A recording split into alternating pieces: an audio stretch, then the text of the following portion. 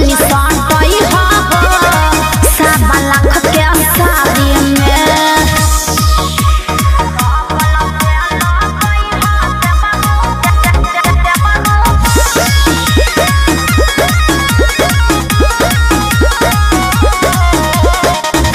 की होली करब तोहार ऐसन रंगीन हो करिया जगह लाल हो जाई। देवरू फागुन के फायदा जनी उठई हो नाही त आजू बवाल हो जाई।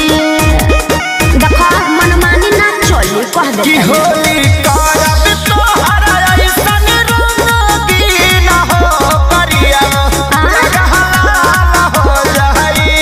देवरू फागुन के फायदा जनी उठई हो नाही त आजू बवाल हो जाई। त पछे साबुन लगा के छोड़ई हो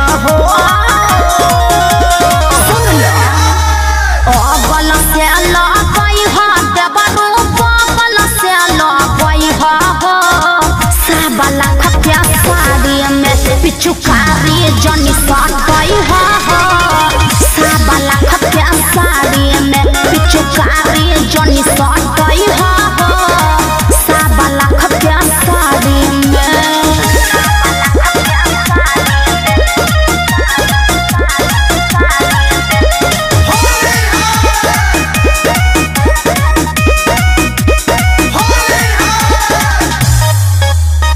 Music by Arya Sharma.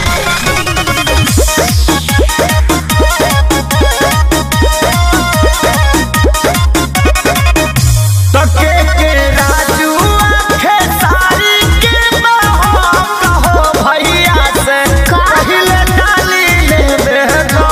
हमारा रंग से घिनला बड़ी मन हो पुआ के आटा चाल लेबे गो।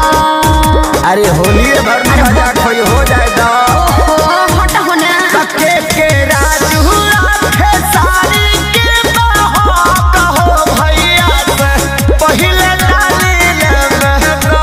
हमारा रंग से घिनला बड़ी मन हो पुआ के आटा चाल लेबे गो। त जनी बनी को के तिली लुकई हो बल से लगई हो देवरू बल से लगई हो सवा लाख के साड़ी में पिचुकारी जनी